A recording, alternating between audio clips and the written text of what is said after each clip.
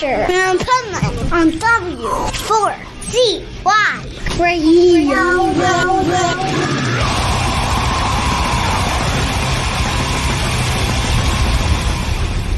Wake up, America!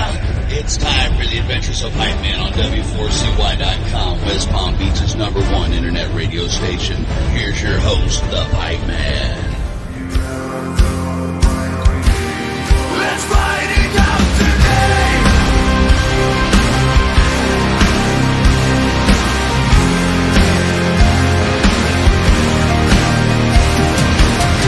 It's not the pain, it stays the same.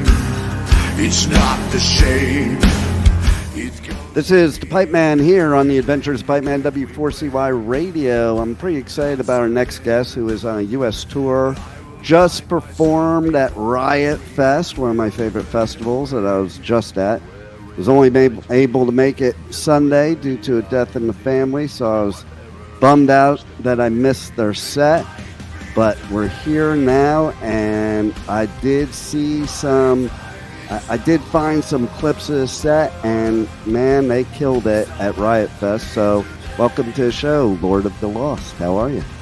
Yeah, thank you. And I'm Chris. I'm not the Lord of the Lost. Lord of the Lost is a band name, so I'm just Chris, the singer. I'm fine. We're having a day off here at the moment, traveling from Denver to Phoenix, so our bus driver needs some sleep and we need a shower and stuff. So I'm sitting right here in a hotel room in Albuquerque, and waiting for the bus to leave tonight and playing Phoenix tomorrow. And we're good. We have 3 more shows to go. It's been an amazing tour so far.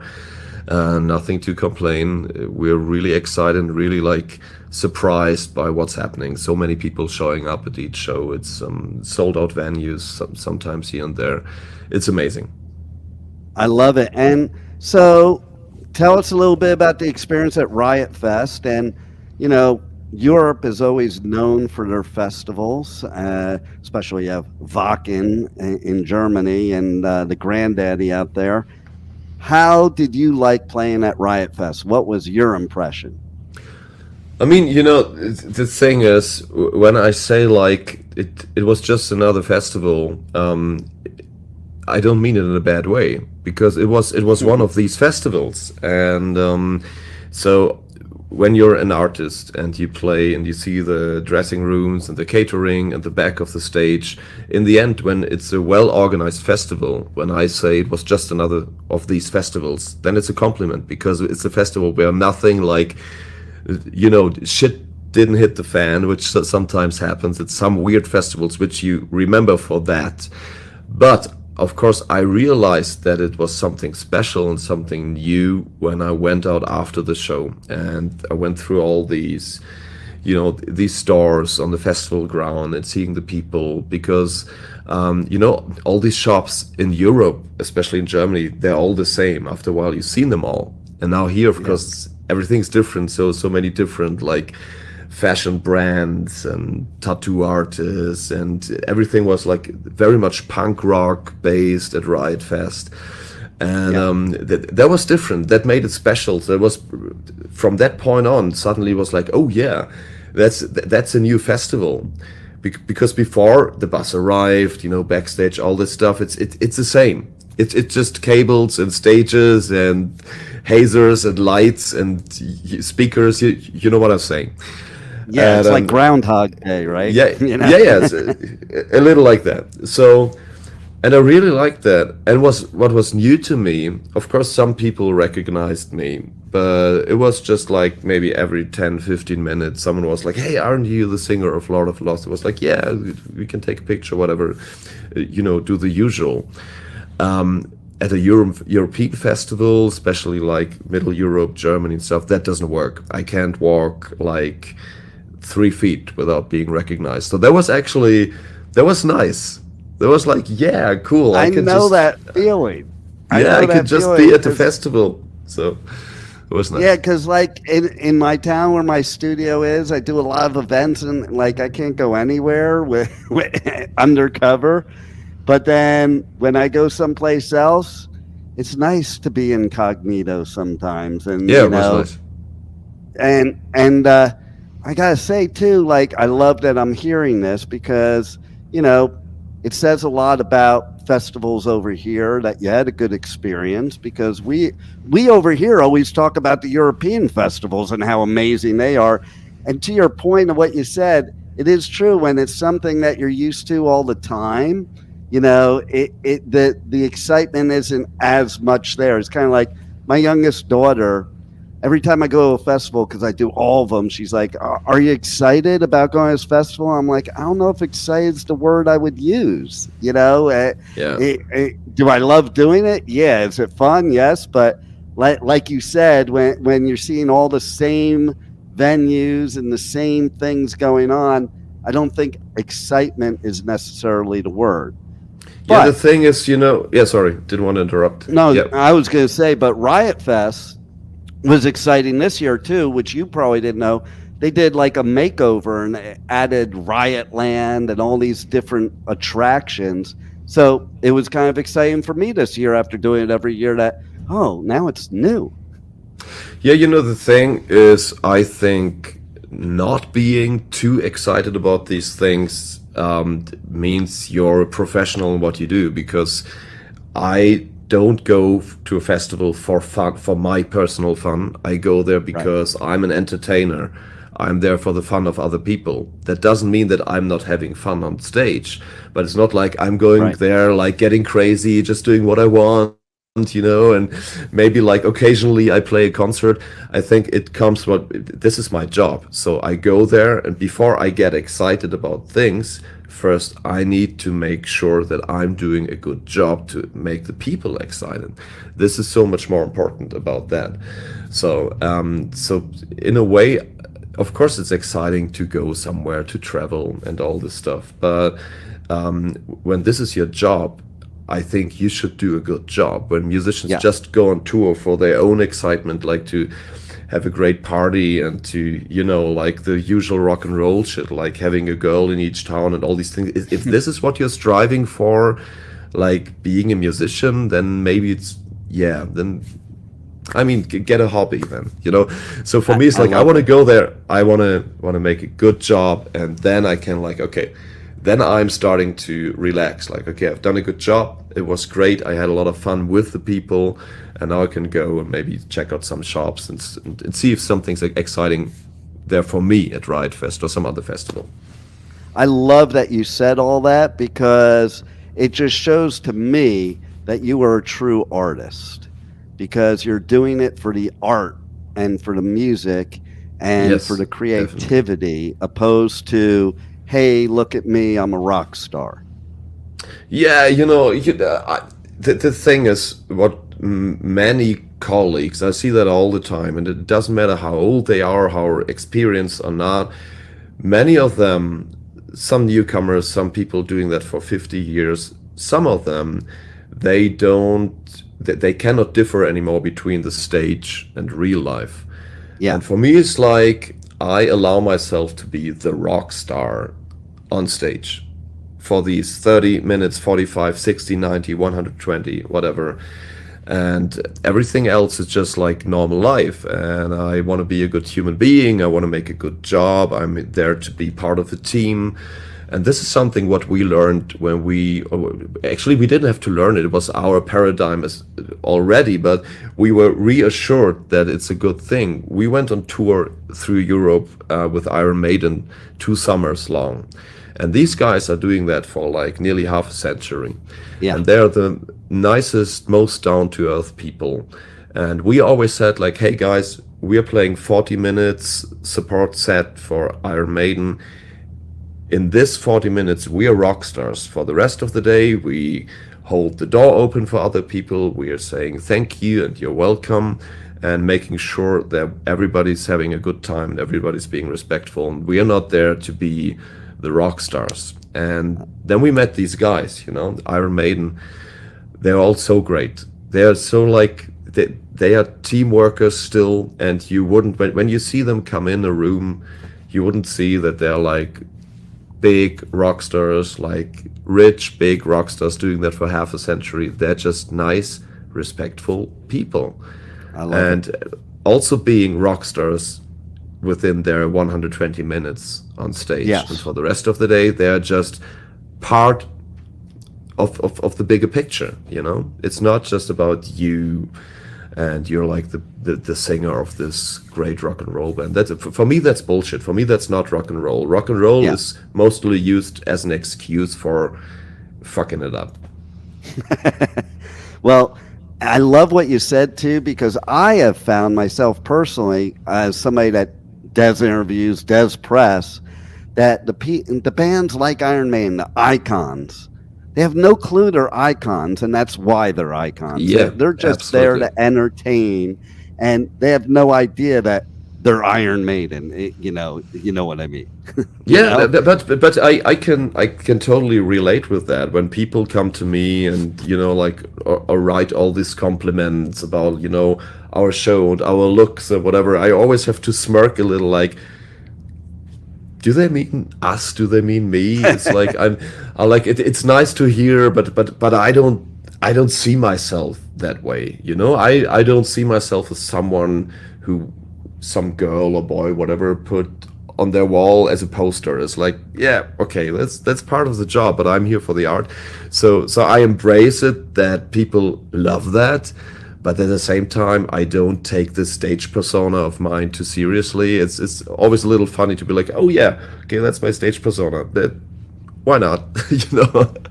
I know the feeling totally. Yeah. And it's funny because I have somebody that I'm really close friends with over in Germany, and I'm actually going there for at least a month in December. And I showed her the lineup for Riotfest without even me looking at it. It was like, this is the festival I'm going to. And she immediately noticed you guys on the list. And all right, cool. Immediately sent me, I don't even remember where the show is yet, but a show in December that you guys are playing in Germany. Like, we have to go to this. And I'm like, okay. We're actually playing only one show in Germany in December, or one show in total. It's our own festival. It's called Riotfest. So we're having this own festival of ours with like always 4 bands. This year it's in a 7,000 capacity hall, so it's an indoor festival because it's like, it's cold in Germany in December. Yeah. so this must be our own festival then, Riotfest. Yeah. That's very cool. I love it. And I also noticed something that I thought was really cool, and that's TV of the Lost. Tell us a little bit about that. Yeah, that's our online TV show, which is mostly like a documentary of the things we're doing. We started that with episode 1, mostly on tour. We started it in 2011. And meanwhile, we have already reached episode 600, which is kind of insane. I know, that's exactly what I was thinking in my head. And when I saw it, I was looking, I think, at your latest episode. I'm like, holy crap, that's a lot of episodes. Yeah. We started like filming and editing everything ourselves for, I think, the first 300 episodes or something. But after some years, you get really tired of like running around with the camera all the time, and your job, touring, you get more responsibility, the shows are getting bigger, so from time to time we took more and more people in the team taking care of that, and now social media, and so always having a team around us filming stuff and doing these things. So it's a little more professional now, and I know some fans of the first hour, they really miss the self-made DIY, very rock and roll kind of TV of the Lost, but meanwhile, we can't do it anymore that way. So now it's like this is really our job now, not a hobby anymore. And it's nice to have someone professional around with a good camera and, taking good pictures of you. And but it's a lot of fun. So we'll see. Maybe we make it up to 1,000 episodes in a couple of years. I think you will. And I totally get what you're saying. And I'm glad you said it, because I think a lot of people don't realize, we're all like that. I have my bands that I saw when they were first starting, and then it's like, they get more professional, better at their craft, but you still want them to be the garage band, Yeah. You want them to be like the biggest rock stars, but at the same time, you don't want them to grow because they are yours. I kind of get that, but it doesn't work that way. Yeah. No, and for the artists, I always look at it as, well, the artist wouldn't want to stay that way. You want to evolve and grow as an artist and expand your abilities and explore everything and make it more professional and more polished. And you guys, as a band, any band, probably looks back on those garage days and goes, wow, we were really not that great yet, in a respect. The thing is that what some people that say like, hey, I'm missing these old days, and they don't realize what these old days meant to us. Like, touring, supporting another band, they were going with a Nightliner tour bus, you were in a van or just like a regular car, sleeping in the car, sleeping on the floor in the houses of fans, freezing, having no money for food, for nothing, really nothing. You had working like a second and third job so you could actually afford like going to the studio and doing your stuff.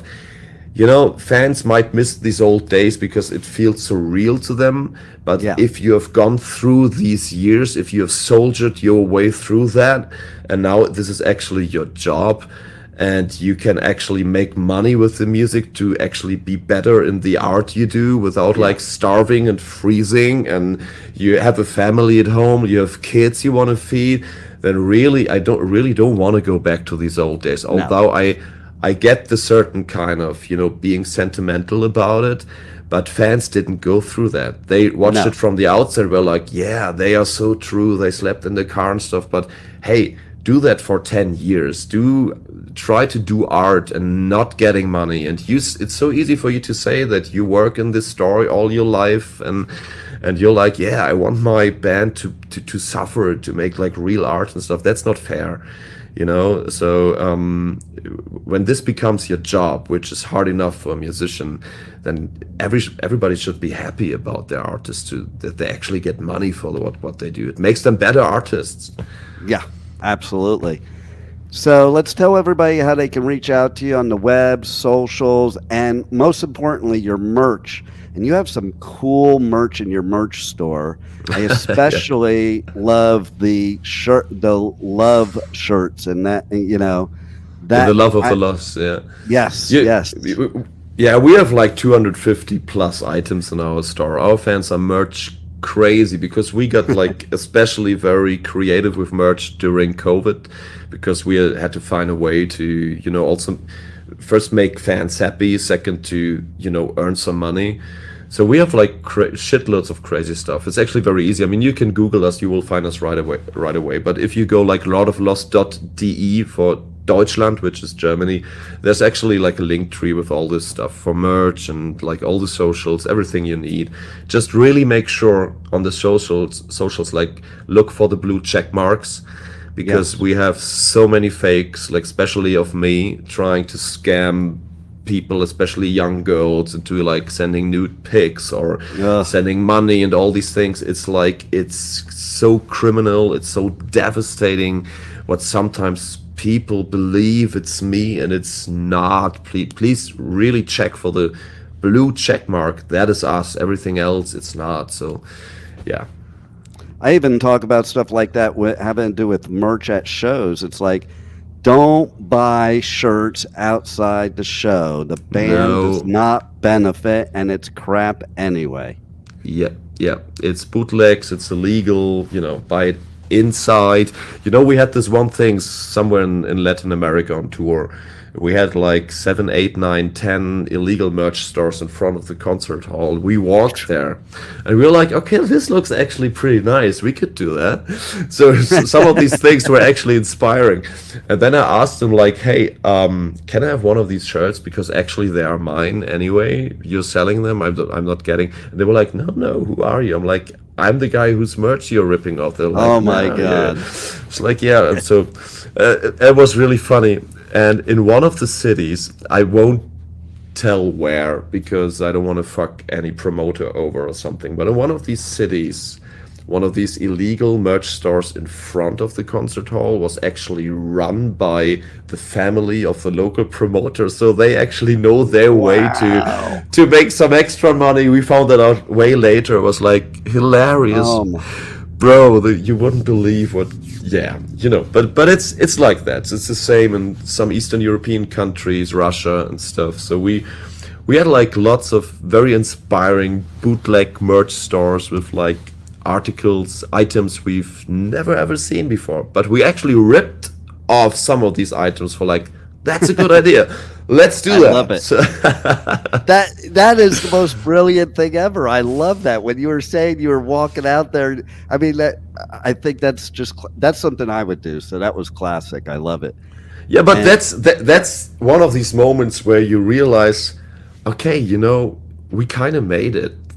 If you have like 10 merch stores copying your shit, that makes you realize, okay, you actually achieved something. I know, right? Oh man, that's cool. And so you guys also are on one of my favorite labels, Napalm Records.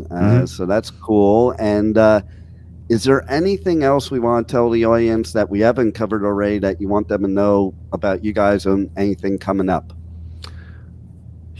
Actually, I mean, like, if some fans are listening that already know us, they might be really interested in knowing that we are writing a new record. I'm just here, just until 1 minute before our talk, I was sitting here on the bed working on new stuff. We are having 30 to 40 songs in the writing at the moment, and we're gonna hit the studio at the end of the year and in January, February, and there's gonna be a new record next summer. Nice. Yeah. Very exciting. I'm excited about that. And I'm always in awe of artists like yourself that have been doing it so long and still can come up with new material. Like it kind of blows my mind. I don't know where it's coming from. If I'd be, I have this constant radio in my head, and if I'd be a believer, I would say like it's God or whatever, So I'm an agnostic, so I say I don't know where it's coming from. It's some universe. It's something. It's like, right. But it's like raindrops of like melodies and songs like in my brain like all day. I can't shut it off. Sometimes it's really annoying because it's not always good. Some of these songs are real crap, so I need to filter out the good ones, so. That's a funny thing too. Like I always notice with artists, it's like they have to write a crap load of songs to get the ones that they actually like, and you're your own worst critic, right?